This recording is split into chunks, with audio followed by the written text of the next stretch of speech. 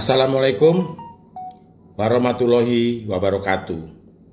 Saya Bagas Puji Laksono, dosen Fakultas Teknik Universitas Gadjah Mada Yogyakarta. Bersama dengan ini ingin memberikan ulasan sikap saya pribadi terhadap perpanjangan PPKM darurat di Jawa dan Bali. Seperti kita ketahui, pandemi COVID-19 melanda Indonesia sejak tanggal 12 Maret 2020 hingga sekarang. Seperti kita ketahui juga bahwa awalnya adalah sangat landai di kisaran angka 400-600 orang per hari, kemudian merangkak naik menjelang libur Natal 2020 dan Tahun Baru 2021, yang puncaknya adalah di tanggal 20 Februari 2021 di angka 16 ribuan. Kemudian melandai sampai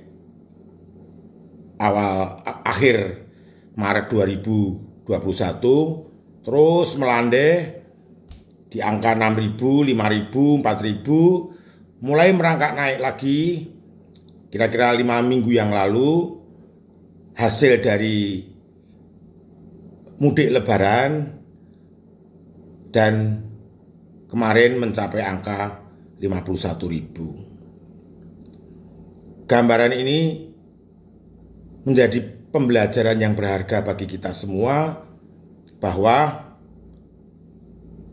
ketika kita melewati satu puncak, maka kita akan melandai di angka yang lebih tinggi sebelum puncak itu terjadi. Jadi ketika puncak pertama di angka 600, setelah puncak pertama di angka 6.000. Puncak pertama lebih rendah dibanding puncak kedua. Dulu 16.000, kemudian sekarang 51.000. Ketika nanti kita selesai di puncak kedua, melandai tidak kembali di angka 6.000, tapi di angka kira-kira 15.000, 16.000. Seperti itu fenomenanya, dan itu sangat rasional, sangat logis, memang seperti itu. Kenapa? Karena kalau kurva dari Satgas Covid ini saya konversi ke energi, semakin besar energinya, maka inelastic scatteringnya semakin tinggi. Itu bahasa fisikanya. Kalau saya kembalikan ke kurva dari Satgas COVID-19, artinya banyak orang yang keluar dari sistem, yaitu meninggal dunia. Jadi semakin panjang perjalanannya, maka angka kematian harian itu akan semakin tinggi. Walaupun akumulasinya Indonesia sangat baik, yaitu di angka 2,5%. Hari ini 2,5%. Itu menunjukkan bahwa sistem COVID-19 ini khususnya di Indonesia adalah self-limiting disease, yaitu penyakit yang bisa sembuh dengan sendirinya. Ini yang membahagiakan sekali bagi saya pribadi, bahwa angka kematian akumulasinya di angka 2,5% secara nasional. Walaupun angka kematian hariannya sangat tinggi, yaitu di atas 1.000. Jadi semakin panjang perjalanannya, maka angka kematian harian itu trennya semakin naik. Peak pertama, peak kedua akan naik terus. Trennya begitu. Jadi ini yang harus kita perhatikan serius, bahwa setelah peak kedua nanti, ketika kita melandai, kita tidak akan kembali di angka 6.000 seperti kemarin, di angka 15.000, 16.000. Ini yang harus disadari. Dan jika sampai terjadi peak ketiga, maka peak ketiga akan jauh lebih tinggi dari peak kedua. Peak kedua sekitar 51.000, peak ketiga bisa lebih tinggi lagi. Dan ini bikin kita repot sekali, terutama adalah fasilitas kesehatan. Oleh karena itu, sikap saya terhadap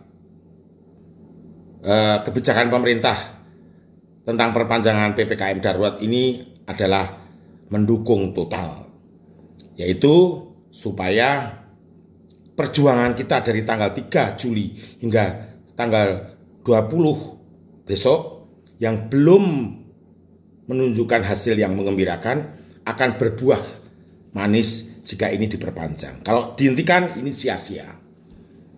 Sekali lagi saya memperingatkan pada rakyat Indonesia untuk hati-hati, jangan sampai kita melewati peak yang ketiga, kita akan lebih hancur-hancuran lagi. Pesan saya, prokes dan segera melakukan vaksinasi.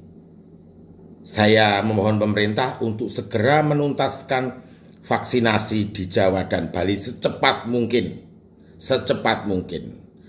Dan saya menghimbau pada aparat penegak hukum dalam hal ini TNI Polri sebagai pengawas pelaksanaan PPKM darurat untuk tegas dan konsisten.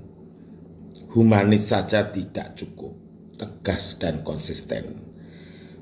Tutup mobilitas manusia yang berpotensi menimbulkan kerumunan, dan tutup rumah ibadah sementara waktu sampai nilai infeksi ini landai. Vaksinasi segera dituntaskan. Itu saran saya kepada pemerintah. Terima kasih. Wassalamualaikum warahmatullahi wabarakatuh.